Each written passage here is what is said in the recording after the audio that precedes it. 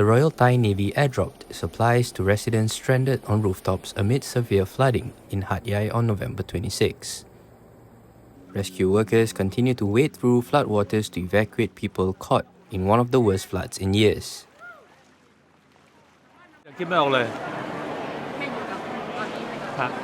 เพราะทุกอย่างนี่เป็น เป็นศูนย์หมดเลย